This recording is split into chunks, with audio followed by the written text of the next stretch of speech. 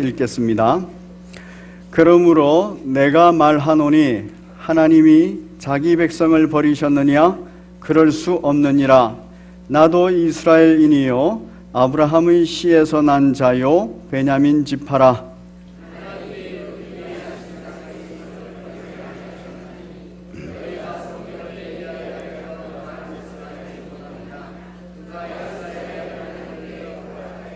주여, 그들이 주의 선지자들을 죽였으며 주의 제단들을 헐어버렸고 나만 남았는데 내 목숨도 참나이다 하니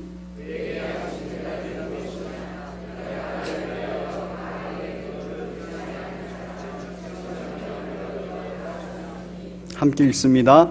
그런즉 이와 같이 지금도 은혜로 택하심을 따라 남은 자가 있느니라. 아멘. 제목 같이 읽겠습니다. 시작. 은혜로 남은 자, 은혜로 택함 받은 선지자 모세. 오늘은 그 은혜로 남은 자 그 첫 번째 시간으로 은혜로 택함 받은 선지자 모세에 관하여서 함께 나누고자 합니다. 남은 자, 신학적으로는 남은 자 사상 이렇게 말합니다.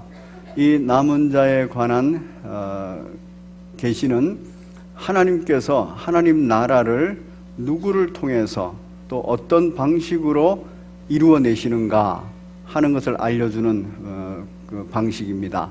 바로 남은 자를 통하여서 하나님의 나라를 이루어 가시고 확장해 가시고 그리고 결국 완성해 가신다 하는 내용입니다. 그래서 신학적으로 굉장히 중요한 그런 개념입니다. 이 중요한 개념이 어떻게 하나님께서 우리들에게 알려주시면서 이 시대에 남은 자들에게 말씀하시고 이 시대에 남은 자들이 차세대 남은 자들을 어떻게 준비시킬까 하는 것을 함께 나누고자 합니다. 남은 자는 두 가지 목적으로 우리 하나님께서 남기십니다. 어떤 목적이냐면 첫 번째는 구원하시기 위해서. 우리 로마서 9장 27절을 같이 읽겠습니다. 로마서 9장 27절입니다. 시작. 또 이사야가 이스라엘에 관하여 외치되 이스라엘 자손들이 수가 비록 바다의 모래 같을지라도 남은 자만 구원을 받으리니. 아멘. 이스라엘 백성, 혈통적 이스라엘입니다.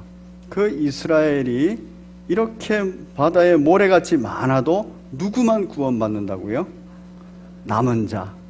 어떤 남은 자입니까? 이 남은 자는 예수 그리스도를 믿고 영접하여 구원에 이른 자입니다.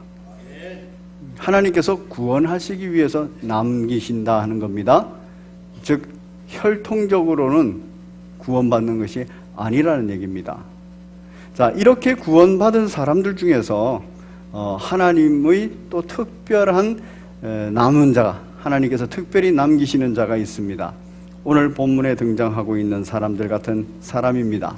누구냐 하면은 엘리야 같은 사람입니다. 특별히 하나님의 사역을 위해서 남기시는 자, 하나님의 사역을 감당하기 위해서 남은 자인 것입니다. 엘리야는 영적 전쟁을 치렀습니다. 아합 왕과 함께 영적 전쟁을 치릅니다. 거기에서 엘리야가 남겨져 있었습니다. 그리고 하나님께서 쓰셨습니다. 그런데 엘리야의 원망이 있었습니다. 너무 힘이 드니까 엘리야가 이렇게 말합니다. 3절에서 주여, 그들이 주의 선지자들을 죽였으며 주의 제단들을 헐어버렸고 나만 남았습니다. 나만 남았습니다. 이렇게 말을 했습니다. 그때 하나님께서 말씀하십니다. 4절에서 그에게 하신 대답이 무엇이냐? 내가 나를 위하여 바울에게 무릎 꿇지 아니한 사람 7,000명을 남겨두었다. 이 7,000명은 엘리야와 함께 동역하여서 영적 전쟁을 치르는 사람입니다. 아합과 싸우고 이세벨과 싸우고 당시의 모든 우상 숭배의 불순종과 싸우는 영적 전쟁을 수행하는 사람들입니다. 사역을 위한 부르심이죠. 저와 여러분들이 남은 자입니다. 바로 예수 그리스도를 구세주로 영접하여 구원에 이르는 남은 자입니다. 이 남은 자는 이 시대를 위하여서 남겨놓습니다. 또 이 시대에 구원하시기 위해서 또 이 시대에 남겨놨습니다. 또한 저와 여러분들은 이제 특별한 사명을 받고 특별한 사역을 감당하는 남은 자입니다. 왜 그런가 하면 예수 그리스도께서 말씀하시기를 너희에게 성령이 임하시면 권능을 받는다 이렇게 말씀하셨어요. 그리고 나면은 이 권능 받은 사람들, 구원받은 사람들 말하는 것이 아니라 구원 안에서 성령 충만하여 권능 받은 사람들, 이 권능 받은 사람들은 예루살렘부터 시작해서 온 유대와 사마리아 땅끝까지 이르러서 반드시 내 증인이 되리라. 그리스도의 증인되는 사명을 받았고 사역을 받았다는 것입니다. 자, 이 얘기는 구약 시대에는 구원받은 사람이 있고 사역으로 부르심을 받은 그러한 남은 자가 있다는 얘기입니다. 그런데 신약 시대에는 구원받은 사람, 성령이 내주하시고 성령이 충만하시는 역사하는 모든 사람은 바로 다 사명을 받았고 사역을 위하여서 부름받은 남은 자라는 것입니다. 구원받은 남은 자이면서 또한 사역을 위해서 부름받은 남은 자입니다. 그래서 베드로전서 2장 9절에서는 그리스도인들, 모든 그리스도인들을 향하여서 뭐라고 말하냐면은 너희는 택하신 족속이다. 하나님이 택하신 방식을 통하여서 만들어 놓은 족속이다. 왕같은 제사장이다. 이 말은 왕이기도 하고 제사장이기도 하다. 거룩한 나라다. 그 소유가 된 백성이다 하면서 이는 너희를 어두운 데서 불러내어 그의 기이한 빛에 들어가게 하신 이의 하나님입니다. 하나님의 아름다운 덕을 선포하게 하려 하심이라. 즉 증인 사역을 위하여서 하나님 나라 확장 사역을 위하여서 하나님 나라 완성을 향해서 달려가는 사역을 맡은 남은 자라는 얘기입니다. 오늘 본문에서는 저와 여러분들이 구원받은 남은 자요, 저와 여러분들이 구원받은 자 중에서도 또 특별히 다 구원받은 모든 사람들은 사명을 받고 사역을 감당하는 남은 자라는 사실을 알려줍니다. 이 사람들이 어떻게 이루어졌는가? 우리 5절을 같이 읽겠습니다. 5절 시작. 그런즉 이와 같이 지금도 은혜로 택하심을 따라 남은 자가 있느니라. 어떻게 남은 자가 됐다고요? 어떻게 남은 자가 돼서 구원을 받았고 어떻게 남은 자가 돼서 사명과 사역을 받았다고요? 바로 은혜로. 할렐루야. 은혜로. 그 다음 어떤 방식으로? 택하심을 입는 방식으로 그 택하심을 따라서 남은 자가 되었다라는 것입니다. 이 남은 자를 우리 하나님께서는 어떻게 또 택하시고 섭리하시고 하나님의 계획을 성취시키시는가? 오늘 모세를 통해서 보는 것입니다. 바로 은혜로 택함을 받은 선지자 모세. 모세가 등장하는 때는 출애굽 때입니다. 그런데 이 모세가 등장하는 때의 배경이 있습니다. 그 배경이 어떠하냐 하면 아브라함이 이삭을 낳고 이삭이 야곱을 낳았습니다. 야곱이 12아들을 낳았습니다. 그리고 그 12아들 중에서 11번째 아들인 요셉이 애굽으로 팔려갑니다. 우여곡절 끝에 애굽의 총리가 됩니다. 그때에 바로 가나안 땅에 기근이 들어서 요셉의 형제들과 요셉의 아버지 야곱이 모든 가솔들을 데리고 애굽 땅으로 들어옵니다. 그때 이미 아브라함으로부터 언약이 된 게 있었습니다.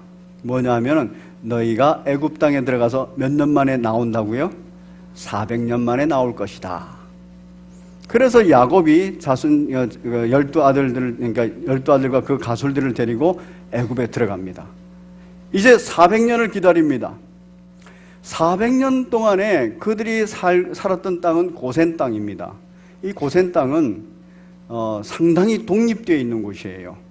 그래서 애굽의 문화, 바로 왕의 통치 이런 데가 상당히 미치지 못하는 곳입니다. 그렇지만 400년이라는 세월이 흐르면서 바로 이스라엘 백성들은 애굽 문화, 특히 종교국가요 종교사회이기 때문에 애굽의 우상 숭배 문화에 많이 길들여져 있고 많이 익숙해져 있습니다. 그것을 증명하는 내용은 바로 그들이 출애굽하고 나서 광야에 도달했을 때 모세가 시내산에 올라가서 말씀을 받으려고 올라가니까 이들이 눈에 보이는 모세가 없으니까 만든 하나님이 있었어요. 여호와가 있었어요. 뭘 만들었습니까? 송아지. 송아지를 만들어 놓고 바로 자기들의 마음의 표상이에요. 송아지를 만들어 놓고 이 송아지는 바로 우리를 출애굽시킨 여호와라, 우리를 인도할 여호와라, 이렇게 말하는 거예요. 자기들의 마음의 욕심, 욕망의 표상을 만들어 놓은 겁니다. 그게 우상입니다. 그런 것들에 익숙해져 있었기 때문에 그런 일을 하는 겁니다. 400년 동안 그런 일에 많이 익숙해져 있습니다. 좀 더 정확하게 말하면 350년 되던 해에 애굽 땅에는 이스라엘 백성을 향한 굉장한 핍박이 일어납니다. 바로 모세 집안입니다. 레위 가문의 남자, 레위 가문의 여자, 레위 가문의 남자인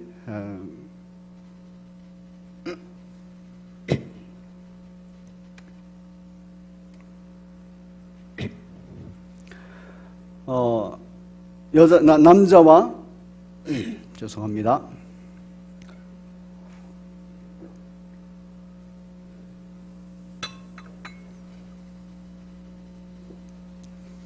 레위 가문의 남자인 아므람이 있습니다. 그 남자와 레위 가문의 여자인 요게벳이 있습니다. 이 아므람과 요게벳이 결혼을 했어요. 아론을 낳을 때만 해도 이렇게까지 핍박하지 않았습니다. 또 미리암을 낳을 때만 해도 이렇게까지 핍박하지 않았습니다. 그런데 모세가 태어날 그 당시에 어떤 핍박이 있었냐면은 이스라엘 백성들이 인구가 너무 많아지는 거예요. 그래서 애굽 왕족, 바로 왕족이 겁을 내는 겁니다. 언제 반란을 일으켜가지고 왕족을 또 왕권을 뺏어버릴지 모르기 때문에. 그래서 그들이 이스라엘 백성들을 노예 삼아 버렸어요. 그러면서 굉장히 일을 많이 시킵니다. 람셋을 건축한다 그러면서 굉장히 일을 많이 시켜요. 고생을 많이 시킵니다. 그런데 더 무서운 것은 뭐냐면은 아이들을 죽이는 일입니다. 산파들에게 말합니다. 그래서 이스라엘 백성이 아기를 놓을 때 빨리 가서 아기를 받아라. 그리고 아들이면 어떻게 하라고요? 죽여버려라. 딸이면 살려두라. 그런데 산파의 마음을 두렵게 하나님께서 만드셨어요. 그래서 산파들이 가서 그냥 아들도 낳아놓고 딸도 낳고 다 했습니다. 그러면서 말은 뭐라고 했냐면 유대인들의, 이 이스라엘 백성들의 여자들이 얼마나 건강한지 아기를 놓는다 소리 듣고 빨리 뛰어가면 벌써 놓아버렸다는 거예요. 밭에서도 놓고 일하면서도 놓고 다 낳았다는 얘기예요. 그렇게 말을 보고를 했습니다. 어쨌든 지금 애굽은 굉장히 강력한 핍박을 하고 있는 겁니다. 그것으로 안 되니까 이 바로 왕이 또 뭐라고 명령하느냐 하면은 이제는 남자 아기들은 전부 다 잡아다가 나일강에 던져버려라. 다 죽이라 그랬어요. 여자아이들만 남겨놓으라. 그런 분위기 속에서 모세가 태어나는 겁니다. 이 모세가 딱 태어났는데 모세가 레위 가문, 믿음의 가문 속에 자랍니다. 그 말씀이 연결되어 전수되어 내려오는 데예요. 이들은 400년 후에 출애굽한다는 것을 감을 잡고 있는 사람들입니다. 그래서 이때나 저때나 이러고 있는 사람들입니다. 그런데 모세가 딱 태어났는데 그 영광이 대단한 거예요. 하나님의 영광이 보이는 겁니다. 그래서 아름답다 이렇게 표현해요. 그래서 목숨을 걸고 모세를 보호합니다. 이렇게 하다가 안 돼서 바로 공주의 아들이 양아들이 돼버립니다. 자, 이 과정이에요. 죽는 아기들 속에서 하나님께서는 모세를 은혜로 택하시고 남겨두시는 거예요. 그리고 이렇게 하나님께서 은혜로 택하시고 남겨주신 이유가 있지요. 하나님의 뜻이 있고 하나님의 계획이 있습니다. 그걸 이루기 위해서 남겨두셨어요. 그리고 그를 보호합니다. 어떻게 보호합니까? 자기 이스라엘 민족 속에 놔둬서는 안 될 것 같으니까, 보호가 안 될 것 같으니까 그를 애굽 왕궁으로 보내버려요. 그리고 가장 권력이 있었던 애굽 왕의 공주의 양아들로 삼아버리게 합니다. 하나님께서 남은 자를 보호하시는 방식이에요. 여러분, 하나님께서는 하나님의 뜻을 이루고 하나님의 계획을 성취하기 위하여서 사람을 남겨두십니다. 어떤 상황과 어떤 환경 가운데서도 그를 남겨두십니다. 남겨두시는데 그냥 고아와 같이 그냥 버려두지 않고 그를 보호해 주십니다. 그를 보호하시는 방식을 통하여서 보호만 해주느냐? 그렇지 않습니다. 보호하시고 그를 양육합니다. 모세의 생모가 요게벳입니다. 그런데 이 공주가 젖을 못 먹이기 때문에 유모를 구합니다. 그때 정말 하나님의 섭리 가운데 요게벳이, 그 엄마가 유모로 들어갑니다. 그리고 모세를 젖을 먹이면서 가슴에 안고 모세에게 가르칩니다. 하나님이 누군지, 하나님이 우리 이스라엘 민족에게 어떤 약속을 아브라함에게, 이삭에게, 야곱에게 하셨는지, 그리고 우리 지파를 통하여서 계속해서 말씀을 유지하게 하셨는지, 그리고 너는 이 시대에 너의 때에 바로 출애굽을 해야 되는 지도자가 될지도 모른다, 하나님의 일을 감당해야 될지도 모른다 하는 얘기를 해주는 겁니다. 어릴 때부터 그 얘기를 듣고 자랍니다. 그의 마음과 그의 생각이 딱 정리됩니다. 방향이 하나님께로 가 있습니다. 말씀으로 양육받아야 되는 거예요. 이렇게 말씀으로 양육을 받고 나면은 바로 이제 모세가 어떤 과정을 겪습니까? 이제 나이가 들어가요. 40이 돼 갑니다. 그 40 될 때까지 애굽의 모든 문물을 배웠더라 이렇게 돼 있어요. 세상의 지식과 학문을 하나님의 뜻과 계획 안에서 통일시켜서 사고할 줄 아는, 분별할 줄 아는 사람이 되는 겁니다. 하나님께서 양육시키는 방식입니다. 그런데 모세에게는 치명적인 약점이 하나 있었어요. 뭐냐면 너무 성급한 거예요. 성급할 뿐만 아니라 성급한 사람이 가지고 있는 특징, 분노가 있어요. 하나님께서는 이 일이 어떤 일을 가져오는가 알려주시면서 바로 40이 됐을 때, 그때 이스라엘 백성들을 편을 들고 그를 위하다가 애굽 군사를 죽여버립니다. 그리고 도망가 버려요. 너무 성급했어요. 자기의 분노를 조절하지 못했어요. 그래서 광야, 미디안 광야로 도망했어요.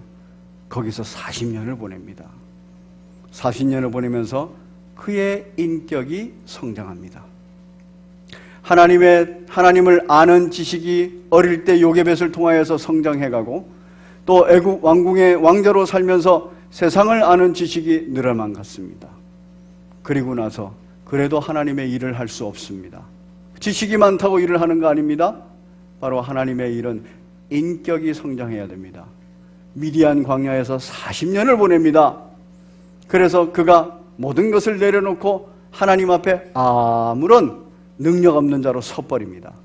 그때 하나님께서 그를 부르십니다.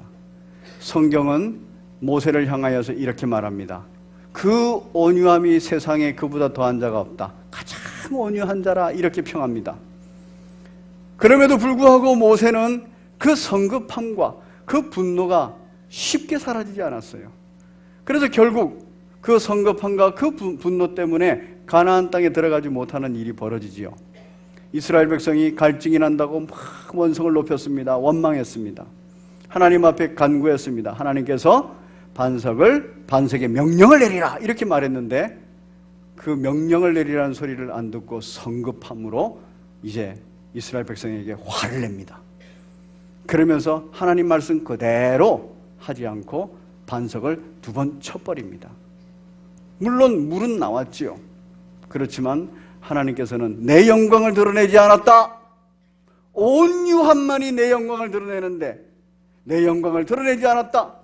순종함만이 내 영광을 드러내는데 너는 순종하지 않고 너 생각대로 했다. 성급함과 분노가 거기에서 터져나왔어요. 그렇지만 이미 그 성급함과 분노는 많이 다듬어진 그러한 성품입니다. 그래서 그가 40년 광야를 지내는 동안 항상 하나님께 순종하고 하나님을 바라보며 그리고 수많은 원망과 불평을 들었어도 이해 안 되는 그러한 원망과 불평을 들었어도 그걸 인내하고 갈 수 있었던 것입니다. 바로 양육입니다. 자신의 사명이 다 했을 때 그는 산에 올라가서 이제 하나님 곁으로 가버립니다. 남은 자입니다. 하나님께서 남은 자를 은혜로 선택하시고 그가 태어나는 그가 있는 그 시대가 어떤 상황에 있든지 어떤 환경에 있든지 그를 택하시고 그를 보호하시는 줄로 믿습니다.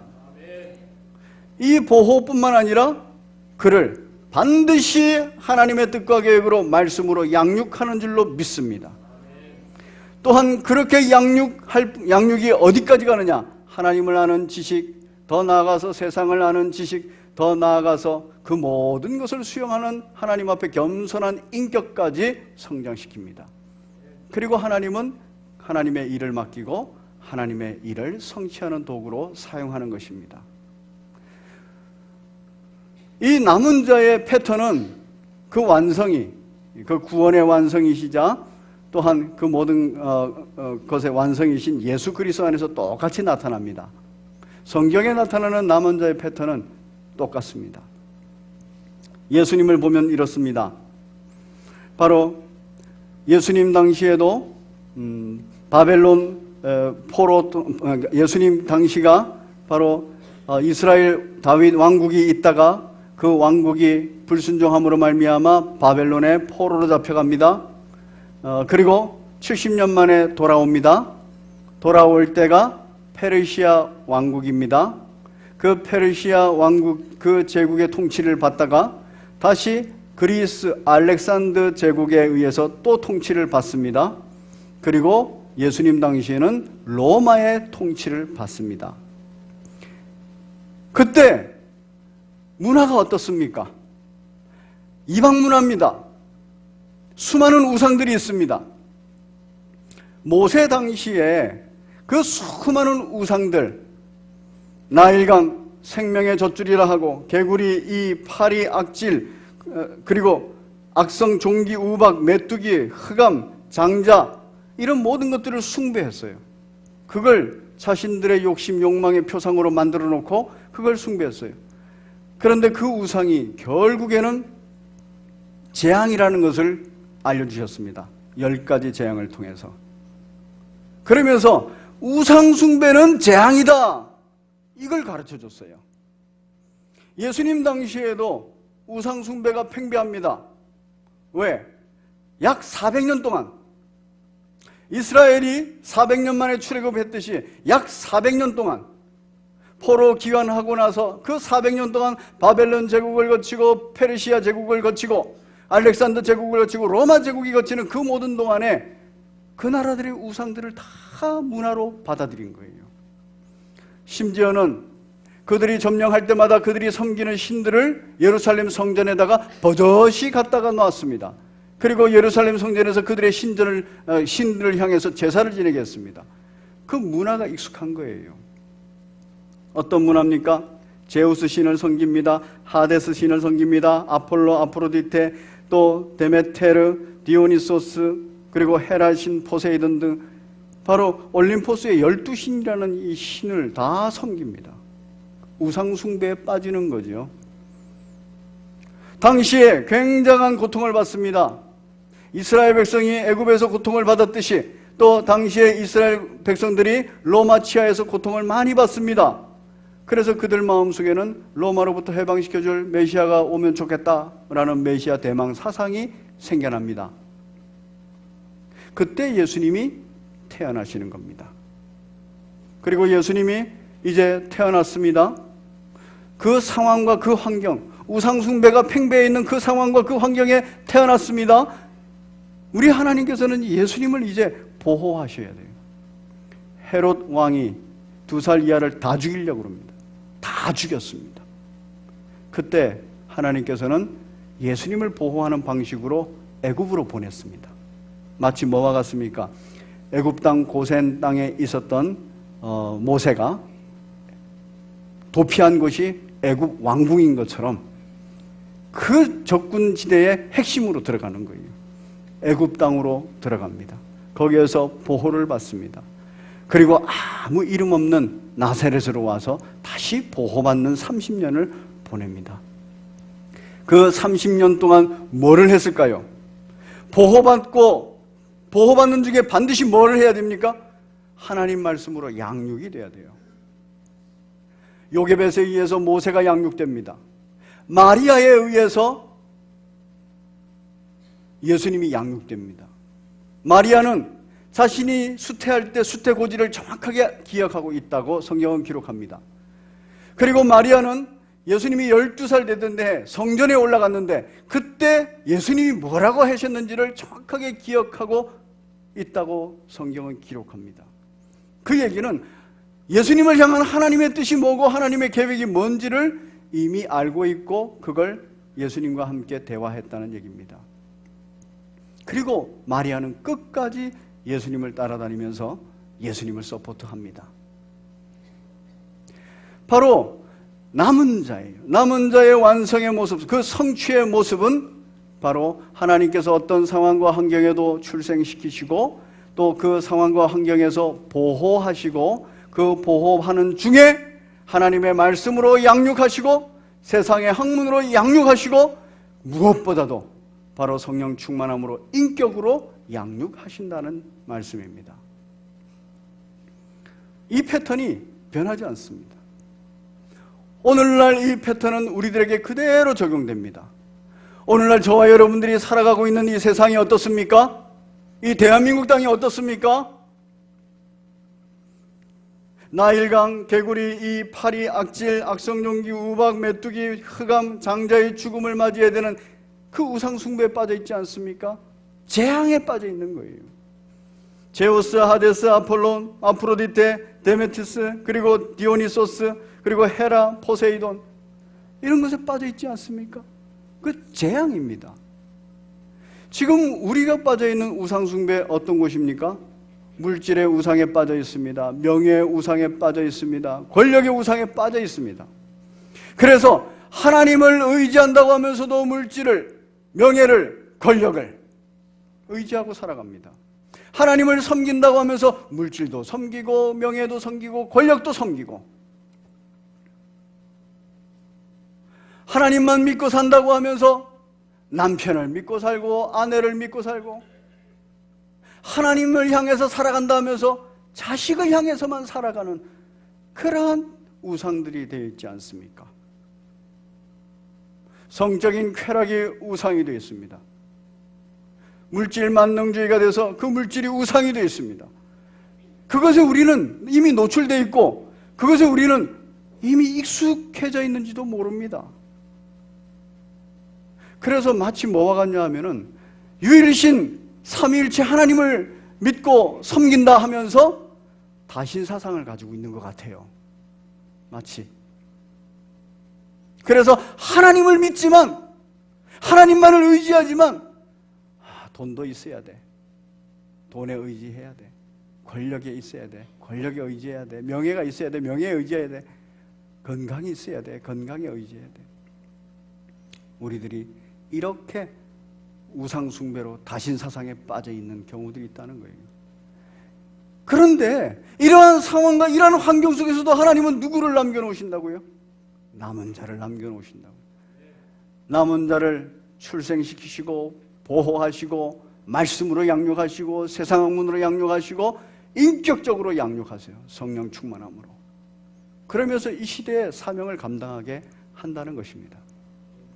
오늘 이 자리에 계시는 분 중에서는 10년 전에 하나님께서 남겨놓으셔가지고 지금까지 살게 하시는 분도 있고 20년 전, 30년 전, 40년 전에 하나님께서 딱 은혜로 택하시고 그리고 보호하시고 양육하시면서 그리고 이때가 되면 2018년도 이때가 되면 내 나라를 위해서 사명을 감당하라 이러면서 준비시킨 분들이 저와 여러분이라고 저는 믿습니다.